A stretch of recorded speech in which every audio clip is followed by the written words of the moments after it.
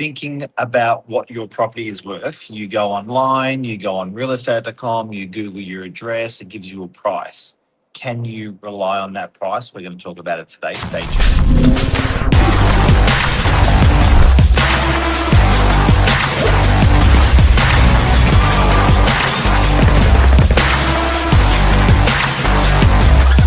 I'm the ringleader, so listen up. Good morning, everyone. Welcome to Morning Minutes, episode 1661. Auto Vow Your Property, Heartbreak. What is it? Can you rely on it?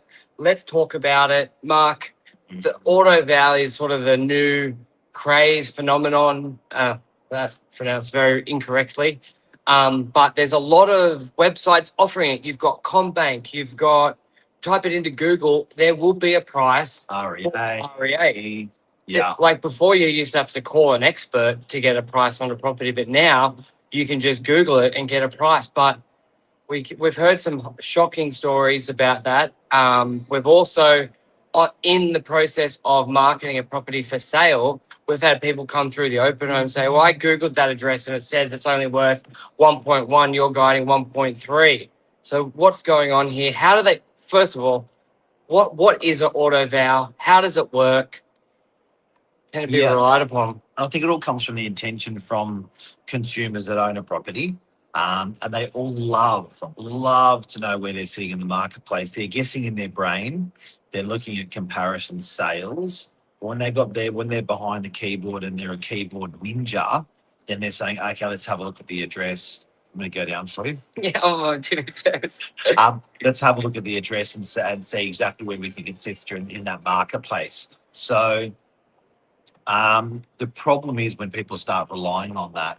When people wanted to advance their inquiry, they would literally walk in or telephone an agency and they'd say, okay, can you come and look at my place? And it would be quite an exacting sort of process. Now, don't forget, with an agent, it's still not a valuation. Correct. It's an opinion. And that agent is meeting all the buyers out there and they're saying, we feel that the buyers out there will pay this. It's not an exact science. But when you're doing it online, you don't get the benefit of looking through the property when you're the computer that's giving out that information. Yeah, because a lot of the time, let's say, so if a property's recently been sold a couple times or for lease, you can tend to find if there's an active building, you can find that data is a little bit more accurate because a lot of the time how they do it, it's sold for 1 million, let's say 10 years ago, and there's been 5% growth each year, and it gives you a bit of a figure that way. But that doesn't take into consideration if you've renovated the property. Yep. Or sometimes for properties that have never been on the market, like I've had clients, they've owned it for 40 years. RP data, the software's never confirmed how many bedrooms. So it's counting it as a 2-bedroom apartment when it's only 1 bedroom, and that price is well off.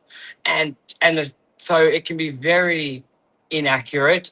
And I was telling Mark and Lisa this morning when we were talking about auto vows of a bit of a horror story where I had an owner who had been putting his address into the property, and that came out with a figure, and he'd been checking it every couple of times a year, planning his retirement based on that price.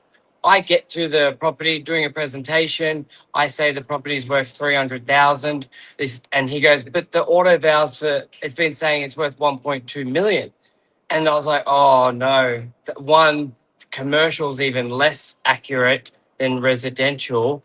And this gentleman had been planning his retirement based on that auto vow instead of just picking up the phone and calling an agent, which I get a lot of people, they're a bit timid by that because they feel like they're going to be sold or hassled, which is why our 3-minute appraisal is amazing. And we get thousands and thousands of owners where they can just text message us an address and we will reply with a price. And all of our knowledge. That's the difference. I think it's not artificial knowledge, it's real knowledge.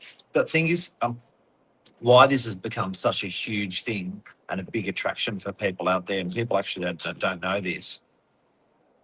These people are selling your lead to real estate agents. 3 minutes, one price, one message. The best marketing we've done. But what's happening with these online appraisals is once they've got your name and number, they are selling your name and number to a real estate agent, Yes. and they charge the real estate agent anywhere between $3,000 to sort of $7,000 or $8,000 for your name and number if you list your property with that agent. About 20% of your selling fee. So if you're a property for $1 million and the selling fee is 2%, it's 20 grand. About 20% of that, they're actually going to about $4,000. The agent is going to pay that referral company. So if you're wondering why it's so explosive now that when you put in your address, it asks for your details, and they give you breadcrumbs. So you want more, you give them more. You want more, you give them more, and they breadcrumb information. So just be careful, because when you actually genuinely call a real estate agent, you will genuinely get an opinion of what they think buyers, and then that market will pay for your property. They'll know you're building already. They'll have a look through. When you're doing the auto val, you're going down that sort of garden path of getting information that isn't exact towards your property, and then they're reselling your information to us real estate agents. We pay for those referrals. They're good referrals. And that's another thing. It's like, and a lot of the time, that's the nail on the head there, because you may be thinking, why is CommBank even offering this? They're wanting it for them. It's a way to get more revenue, to sell your data of your knowledge, of your need or your want to know what your property is worth. They're sort of capturing that and then making revenue from it, which I think realestate.com.au has 60% of owners now, name, number, and email. yeah, it's a beast. It's a beast. But I think so. The moral of the topic today, these auto vals, it's a great service. It can be a great tool, but you still need to rely on an experienced agent. And especially what would be worth doing is look at your auto val, get an agent in, and just see what those price differences are, if there is any. Because then, you can. And if you find that for your property, it might be quite accurate, then you can trust it a bit more. But you might find your auto val pricing is 50% less or more than what the agents are saying. And therefore, you can just put in the memory bank, these figures are not accurate for this type of property. And we see that quite often. Don't bank on or don't solely rely on the auto val that you're getting. Yeah. It'll be an auto mistake. Do you want to talk about your ball?